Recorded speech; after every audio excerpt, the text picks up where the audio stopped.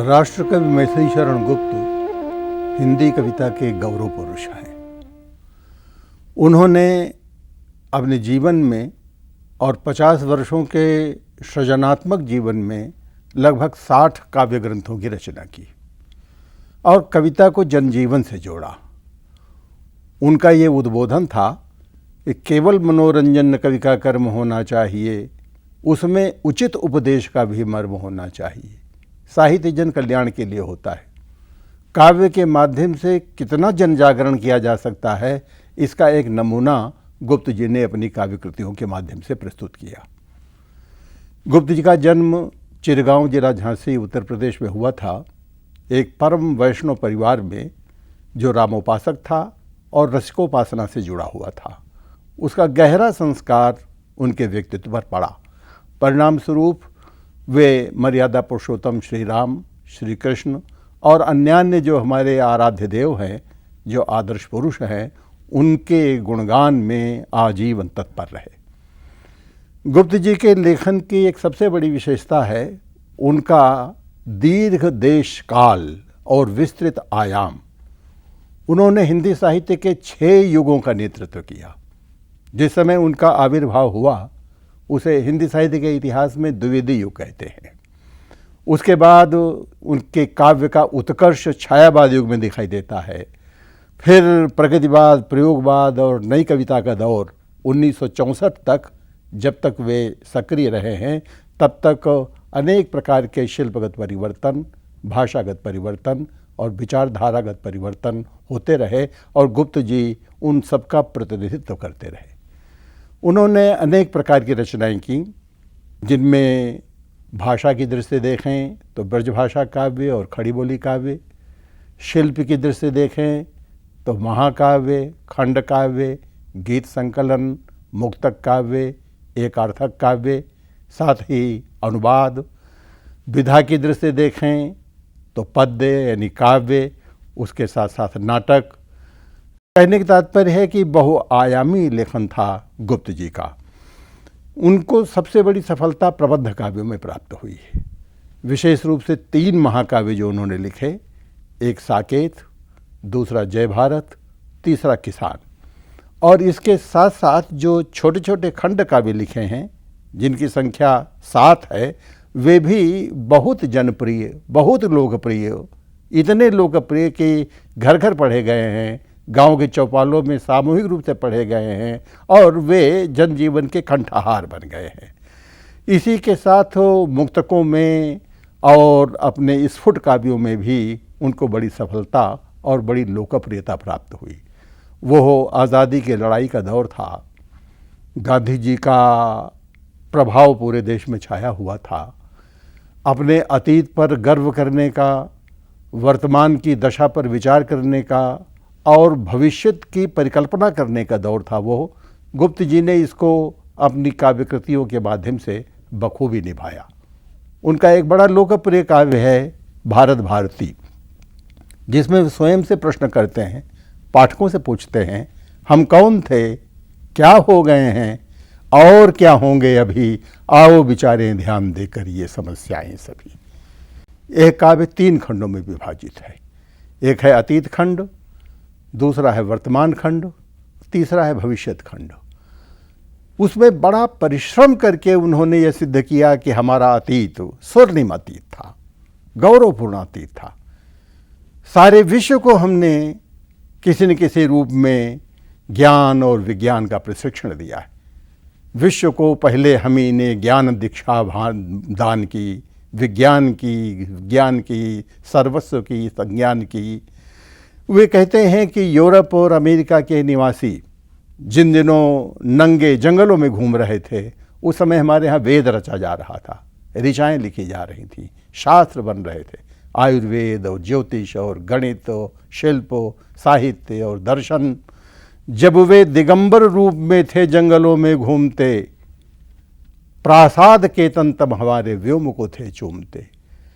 लेकिन इतना गौरवपूर्ण इतिहास जब भारत के वीरों ने केवल देश में ही नहीं, विदेशों में कई स्थानों पर अपना आधिपत्य स्थापित कर लिया था, वे प्रमाण पूर्वक बताते हैं कि किस तरह से भीम ने, अर्जुन ने अलग अलग देशों में जाकर विजय प्राप्त की थी और जितने प्रकार के आविष्कार यहाँ हुए थे दर्शन के क्षेत्र में, विज्ञान के क्षेत्र में, उन सब का विवरण देते हैं और बाकायदे पाद टिप्पणी देते हुए इतिहास ग्रंथों से प्रमाण प्रस्तुत करते हुए इसको सिद्ध करते हैं।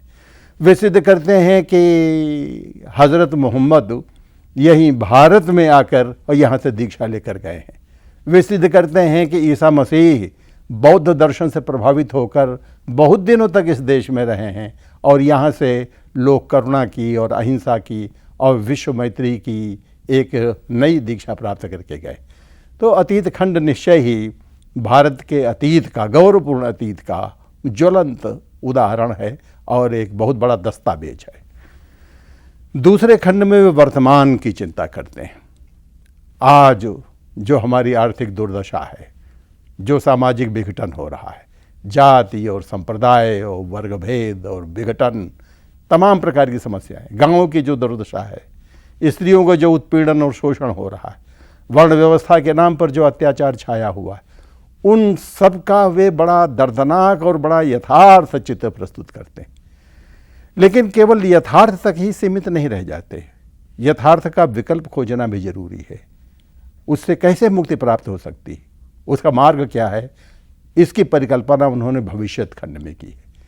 भविष्यत खंड में वे अनेक प्रकार की युक्तियाँ, कई प्रकार के सुझाव, कई प्रकार की योजनाएं प्रस्तुत करते हैं।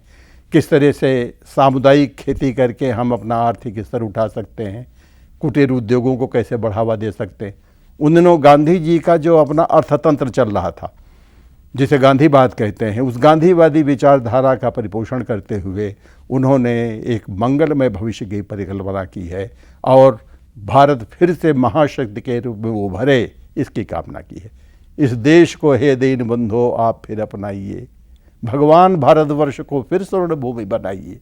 जिसे पहले वो विश्व गुरु था वैसे फिर गुरु हो जाए, देश गुरु, विश्व गुरु, इस प्रकार की कल्पना की है।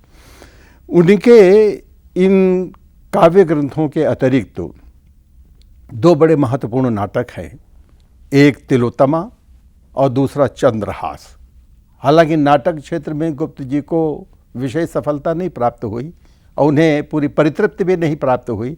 पता नहीं, शायद इसको काव्य रूप में परिणत करने में कोई व्यवहारिक कठिनाई रही हो या एक प्रयोग कौतुक रहा हो।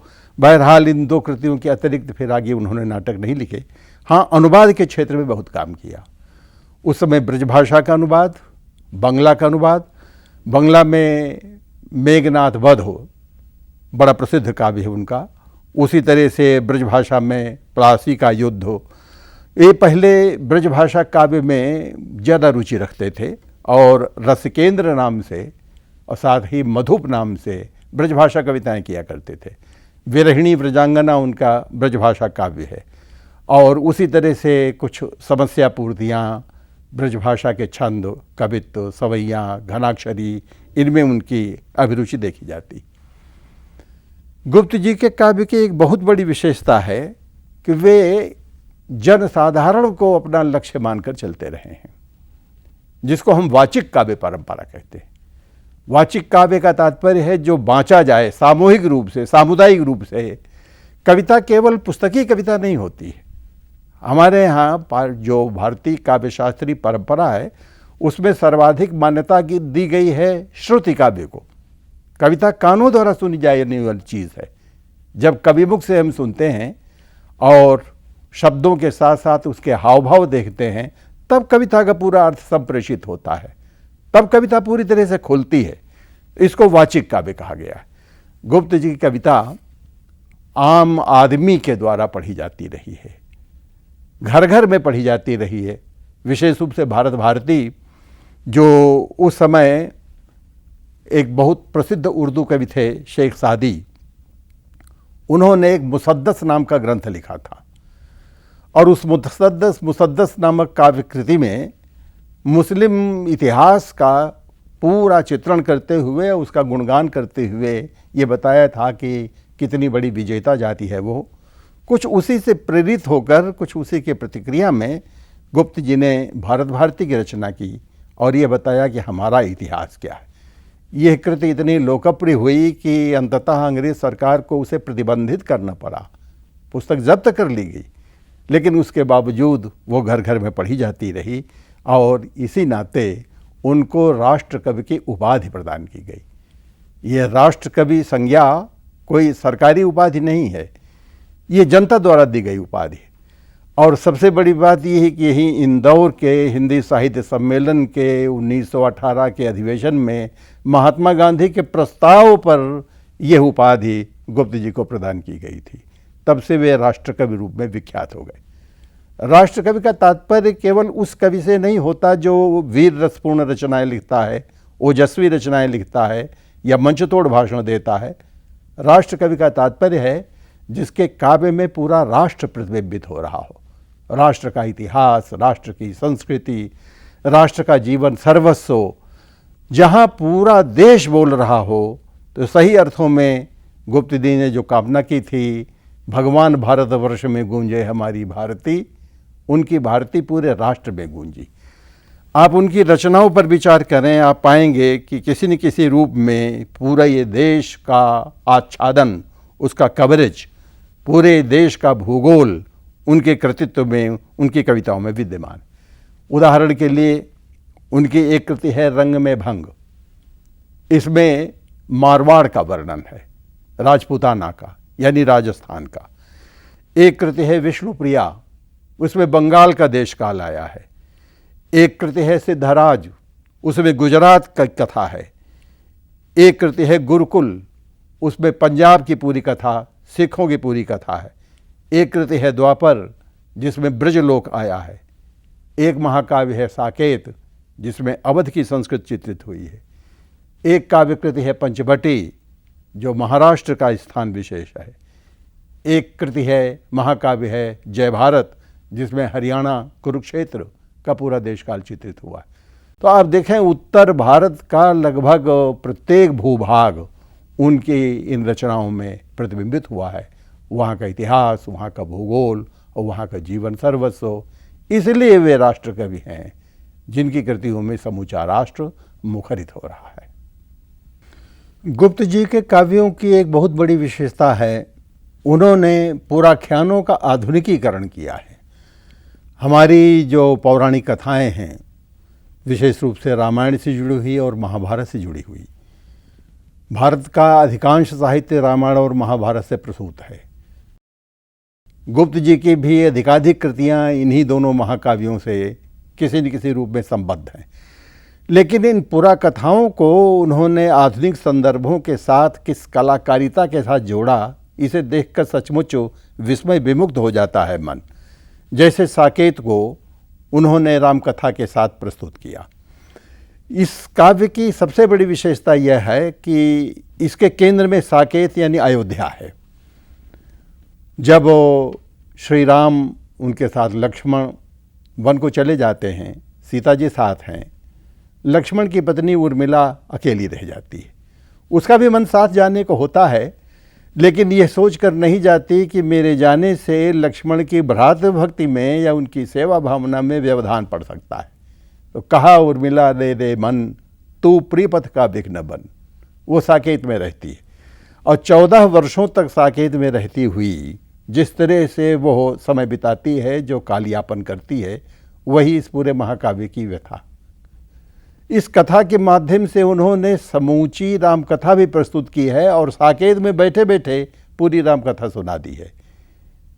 अयोध्या कांड की घटनाओं के साथ साथ किष्किंधा कांड, सुंदर कांड, लंका कांड, यानी रामकथा संबंधित जितने प्रकरण हैं, कहीं हनुमान जी के मुंह से कहलाई गई हैं, ये कथाएं कहीं किसी योगी के मुंह से कहलाई गई हैं, कहीं दृश्य रूप में सामने प्रस्तुत की गई हैं। तो उनका यह कथा कौशल, जिसको प्रबंध पटुता कहते हैं, कि किस युक्ति द्वारा पूरी कथा सुनाई जाए और हम साकेत के बाहर न जाएं, ये एक विशेष प्रकार का प्रयोग है, एक विशेष प्रकार का प्रबंध कौशल है जो साकेत के माध्यम से उन्होंने प्रस्तुत किया। दूसरे इस काव्य की विशेषता यह है कि इसमें श्री राम मर्यादा पुरुषोत्तम रूप में चित्रित किए गए, एक आधुनिक महामानव के रूप में।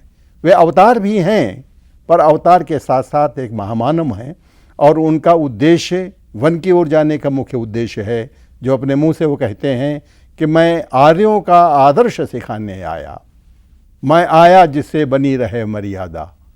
वहाँ कौरव कुल और राक्षस कुल जिस तरह का अत्याचार कर रहे थे, जिस तरह चारों ओर विद्रूपता और प्रदूषण फैला हुआ था, उसको सुधारने के लिए श्री राम जो आदर्श प्रस्तुत करते हैं, अत्याचारियों को वध करते हैं और उसके साथ साथ एक नई सीख देते हैं, यह उसका मुख्य प्रतिपाद्य है।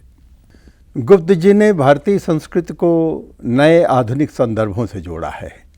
यूँ वे परंपरावादी रहे हैं लेकिन जड़ नहीं, प्रगतिशील रहे हैं।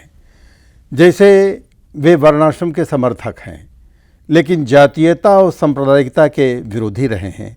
वे मानते हैं कि कर्मों का विभाजन होना चाहिए। ब्राह्मण, क्षत्रिय, वैश्य ये अलग अलग कर्मों के प्रतीक हैं और इनको प्रबोधन देते हुए कहते हैं कि ब्राह्मण व्रती सदाचारी हों, क्षत्रिय तेजो बलधारी हों, वैश्य सदाशय व्यापारी हों।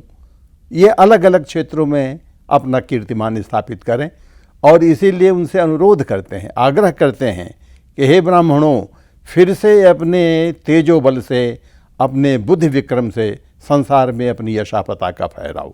क्षत्रियों से वो अनुरोध करते हैं कि गतकालिमा को मेट दो। पिछले जीवन में, युगों में जो पराजय हमें मिली, जिसके बहुत सारे कारण रहे हैं, लेकिन उस पराजय की कालिमा को मेटते हुए अब एक नया इतिहास रचो। वैश्यों से अनुरोध करते हुए कहते हैं कि वैश्यों सुनो, व्यापार सारा मिट गया है देश का। और एक पंक्ति में कहते हैं कि कल कारखाने खोल दो, एक नया औद्योगिकरण करो, नए सिरे से आर्थिक विकास करो। तो इस तरह वे श्रम विभाजन करते हुए और एक योजना रखते हैं।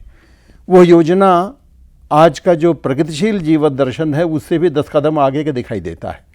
वे कहते हैं कि समाज की सबसे बड़ी विडंबना ये है कि खाता कोई और कमाता कोई और है, इसलिए उत्पादन जिसका, विभाजन भी उसका। जो पैदा कर रहा है, हर उद्योग में उसकी हिस्सेदारी होनी चाहिए। एक सामुदायिक स्वामित्व, मिला जुला स्वामित्व और किसी भी प्रकार का शोषण, उत्पीड़न नहीं होना चाहिए। इसलिए न पूंजीवादी व्यवस्था को समर्थन करते हैं और न साथ ही साम्यवाद के नाम पर मजदूरों द्वारा उठाई गई क्रांति और विद्रोह, उसका भी समर्थन नहीं। वो कुल मिलाकर हृदय परिवर्तन की बात कहते हैं, जो ट्रस्टीशिप की गांधी जी की योजना रही है, उसका समर्थन करते हुए। इसी तरह धर्म के क्षेत्र में वे अवतारवाद का भी समर्थन करते हैं, लेकिन साथ ही साथ ईश्वरावतार के अतिरिक्त वे महामानव की कल्पना करते हैं। श्री राम एक और विष्णु के अवतार हैं, दूसरी ओर मर्यादा पुरुषोत्तम है, महामानव। एक पंक्ति में वो कहते हैं कि राम तुम मानव हो, ईश्वर नहीं हो क्या, विश्व में रमे हुए सभी नहीं कहीं हो क्या, तब मैं निरीश्वर हूँ, ईश्वर क्षमा करे, तुम ना रमो तो मन तुम में रमा करे। तो इस तरह एक महामानव की परिकल्पना करते हुए और केवल श्री राम को ही नहीं, पूरे राम परिवार को आज के आधुनिक संदर्भों से जोड़ते हुए उन्होंने एक नया प्रयोग और स्वरूप प्रस्तुत किया। वहाँ लक्ष्मण और उर्मिला के बीच हास्य विनोद होता है, जो पति पत्नी के बीच में प्रायः देखा जाता है। वहाँ लक्ष्मण सीता को हर समय आर्य महिला और देवी न कहकर भाभी कहते हैं और घरेलू नाते रिश्ते, आज के परिवार में जो पारिवारिक संबंध हैं, उनका निर्वाह करते हुए दिखाई देते हैं। एक बहुत बड़ी देन गुप्त जी की रही है उनकी नारी भावना। पहली बार उन्होंने आवाज़ उठाई कि नारियों पर जो ये अमानुषिक अत्याचार हो रहे हैं, ये बंद होने चाहिए। उन्होंने 5 महत्वपूर्ण नारी चरित्र रचे, जिनमें साकेत की उर्मिला, यशोधरा की यशोधरा या गोपा, द्वापर की विधृता, विष्णुप्रिया की नायिका विष्णुप्रिया और रत्नावली की नायिका रत्नावली। ये सभी उपेक्षिता नायिकाएं हैं। इनके पति किसी न किसी रूप में इनकी अवहेलना करके चले गए। लक्ष्मण भ्रातृभक्ति से प्रेरित होकर श्री राम के साथ चले जाते हैं और जाते हुए उर्मिला से पूछते तक नहीं है। ये उर्मिला को अखर जाता है और वो बार बार यही दोहराती है कि तुम गए, शुभ कार्य के लिए गए, लेकिन अगर कह कर के जाते, अनुमति लेकर जाते, तो क्या उसमें किसी प्रकार की बाधा पैदा हो जाती? यही स्थिति यशोधरा के साथ होती।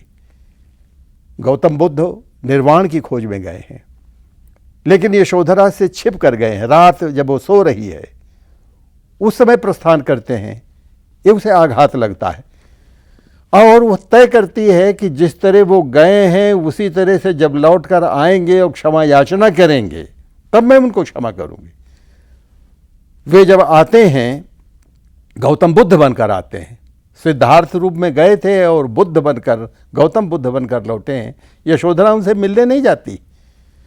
सारे नगर में हाहाकार मचा हुआ है, सारा जनरव, सारा एक उत्साह और उमंग का भाव, लेकिन यशोधरा अपने स्थान पर वहीं अडिग है जहाँ से उसको छोड़ करके गए थे।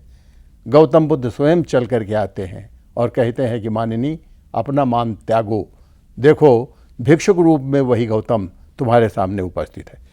यही स्थिति विष्णुप्रिया में है। महाप्रभु चैतन्य सन्यास की खोज में निकलते हैं, पत्नी का परित्याग कर देते हैं। यही रत्नावली की कथा है। तुलसीदास रत्नावली का परित्याग करके चले जाते हैं। इन उपेक्षिताओं को नए सिरे से नया मान सम्मान देते हुए, महापुरुषों के मुंह से उनकी जय जयकार कराते हुए गुप्त जी ने नारी भावना की पुष्टि की है और साथ ही उसके प्रति गहरी संवेदना प्रकट की है। ये पात्र बीच बीच में जब मुखर होते हैं कहते हैं कि क्या नर के आगे क्या नारी की अर्धमूर्ति ही आई, वो केवल योनि मात्र है, वो केवल भोग्या है। क्या अत्याचार अनाचार करना पुरुष का जन्मसिद्ध अधिकार है? और मैथिली शरण जी उसकी महिमा का गुणगान करते हुए अंत में स्थापित करते हैं कि एक नहीं दो दो मात्राएं नर से भारी नारी, अखिल विश्व में व्याप्त तुम्हारी चराचर ये शुभ गति है। यह नारी पूरे विश्व में व्याप्त, इसकी चराचर गति सर्वत्र हर देश काल में देखी जा सकती।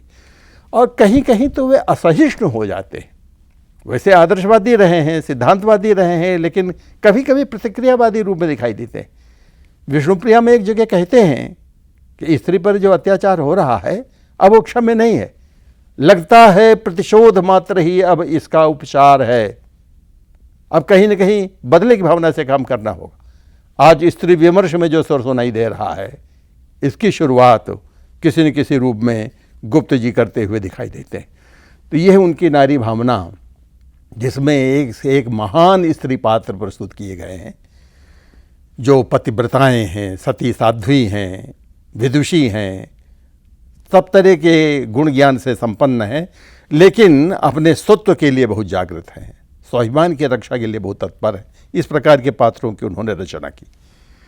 उनके मन में जो अतीत प्रेम है, उसके साथ साथ वर्तमान के प्रति जो वितृष्णा का भाव भरा हुआ है, एक छटपटाहट है, एक आकुलता है, इस देश का उद्धार कैसे हो। गांवों के उत्थान को लेकर विशेष रूप से चिंता। उन दिनों गांधीवादी सुधारवाद या गांधी दर्शन के अंतर्गत ग्रामोत्थान की जो योजना चल रही थी, साकेत में एक जगह पर सीता जी को वहाँ की जो आदिवासी जातियाँ हैं, कोल भिल्ल, उन स्त्रियों को शिक्षा देते हुए दिखाया गया है। सीता जी उनको बाकायदे व्यवहारिक ज्ञान देती हैं, साक्षर करती हैं, उन्हें तकली चलाना, सूत बनाना सिखाती हैं, वस्त्र बनाना सिखाती हैं और इस तरह उनका आधुनिकीकरण करती हैं। जो सांप्रदायिक भावना उस समय देश में विद्यमान थी, उसका भी उपचार मैथिली शरण जी ने अपनी काव्य कृतियों के माध्यम से किया। वे किसी संप्रदाय के प्रति विरक्त नहीं हैं और किसी के प्रति कोई अन्यथा भावना नहीं है। आप देखें बारी बारी से प्रायः प्रत्येक संप्रदाय को लेकर उन्होंने काव्य कृतियाँ लिखी। जैसे काबा और कलवारा नामक काव्य कृति लिखी, उसमें इस्लाम की पूरी कथा कही। और इसी तरह हिंदू नामक उनका एक काव्य है जिसमें हिंदुत्व का गुणगान किया गया है। गुरुकुल नामक एक काव्य है जिसमें सिखों की पूरी कथा आई हुई है। और शक्ति नामक एक महाकाव्य है जिसमें जो शाक्त संप्रदाय है, जो शक्ति की देवी की उपासना करते हैं, उनका चरित्र है। यशोधरा में बौद्ध दर्शन प्रस्तुत किया गया है, साकेत में रामोपासना, द्वापर में कृष्णोपासना, चैतन्य जिस गौड़ी संप्रदाय के समर्थक थे, एक विशेष प्रकार की भक्ति सिद्धांत। तो कहने के तात्पर्य है कि उस समय के प्रचलित जितने संप्रदाय हैं और जितनी उपासना पद्धतियां हैं उन सबको उन्होंने लिया, लेकिन उनमें परस्पर कहीं विद्वेष न पैदा होने पावे, बल्कि एक सांप्रदायिक सौहार्द और सौमनस्य से बना रहे, इसका संदेश वो अपनी काव्य कृतियों के माध्यम से देते हैं। इस तरह भारतीय संस्कृति के जो उत्कर्ष बिंदु हैं, जो उसके सबसे महत्वपूर्ण पक्ष हैं, जैसे भारतीय संस्कृति समन्वय की संस्कृति है, भारतीय संस्कृति में सहिष्णुता का संदेश दिया गया है, भारतीय संस्कृति सत्य और शील को महत्व देती है, यह आतिथ्य सत्कार की संस्कृति है, यह अहिंसा से जुड़ी हुई, दया से जुड़ी हुई, परोपकार से जुड़ी हुई, अनुकंपा से जुड़ी हुई संस्कृति है। इन सारी विशेषताओं को वे अपनी कृतियों के माध्यम से और इन पात्रों के माध्यम से चरितार्थ करते हैं और उसका एक आदर्श प्रस्तुत करते हैं। ये तो रही गुप्त जी की विचारधारा, उनका रचना संसार। थोड़ी सी वानगी उनकी काव्य कला के भी। मैंने कहा कि वे खड़ी बोली के आरंभिक कवियों में हैं। खड़ी बोली जिन दिनों उबड़ खबड़ भाषा मानी जाती थी, उसे काव्योपम भाषा बनाने में जिन दो महाकवियों का बहुत बड़ा योगदान है, उनमें एक है अयोध्या सिंह उपाध्याय हरिओद और दूसरे हैं मैथिली शरण गुप्त। उस भाषा का इन्होंने परिमार्जन किया, उसमें पदलालित्य भरा और उसी एक साथ साथ काव्य के जितने उपादान होते हैं। गुप्त जी की रचनाओं में आप पाएंगे कि बहुत लंबे लंबे सांगोपांग रूपक, अच्छे अच्छे बिंब, बहुत उत्कृष्ट कोटि के प्रतीक और अलंकारों में भी उत्प्रेक्षा, उपमा इत्यादि कल्पना की जो उड़ान है वो भी उनकी कृतियों में अपनी चरम सीमा पर दिखाई देती है। उदाहरण के लिए साकेत के नवम सर्ग से लेते हैं। एक जगह है, उर्मिला के विरह का वर्णन करता हुआ कवि कहता है, लिखकर लोहित लेख डूब गया है दिन आहा, व्योम सिंधु सख देख तारक बुदबुद दे रहा। सूर्यास्त हो गया है। सूर्यास्त के समय आकाश में लालिमा फैल जाती है और उसी के साथ साथ नक्षत्र उदित हो जाते हैं। उत्प्रेक्षा दे रहा है कवि कि ऐसा लगता है कि सूर्य ने आत्महत्या की है और आत्महत्या करने के पहले एक मृत्यु लेख, एक डेथ डिक्लेरेशन दे दिया है। वही इस लाल कागज़ में, माने जो लालिमा छाई हुई है आकाश में, उसमें दिखाई देती। और जैसे कोई वस्तु भीतर डूबती है कुएं में या सरोवर में, तो ऊपर बुदबुदे निकल आते हैं, उसी बुदबुदे की तरह ही यह नक्षत्र आकाश में निकल आए। इस प्रकार की दूरारूढ़ कल्पना और ऐसी उत्प्रेक्षा दरअसल बहुत दुर्लभ है। उसी तरह से शब्दों के चमत्कार देखिए।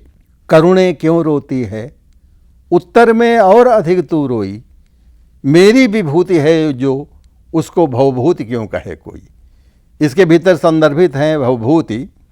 संस्कृत के बहुत बड़े नाटककार और कवि थे जिन्होंने ये घोषणा की थी, एको रसः करुण में वो निमित्त भेदात, कि रस तो एक ही है, वो है करुण। उत्तर रामचरितम उनका बड़ा प्रसिद्ध महाकाव्य है। तो उस काव्य नाटक में उन्होंने जिस करुण रस की स्थापना की, उसी को संदर्भित करती हुई कह रही है कि करुणे क्यों रोई, उत्तर में और अधिक, माने उत्तर रामचरित में ज़्यादा रोई है, और मेरी विभूति है, ये करुणा तो मेरी विभूति है, मेरा भाव है, उसको भवभूति क्यों कहे कोई। तो विभूति और भवभूति और करुणा और उत्तर रामचरित, इन शब्दों को जिस तरह यहाँ संदर्भित किया गया है वो भी एक सुंदर चमत्कार है।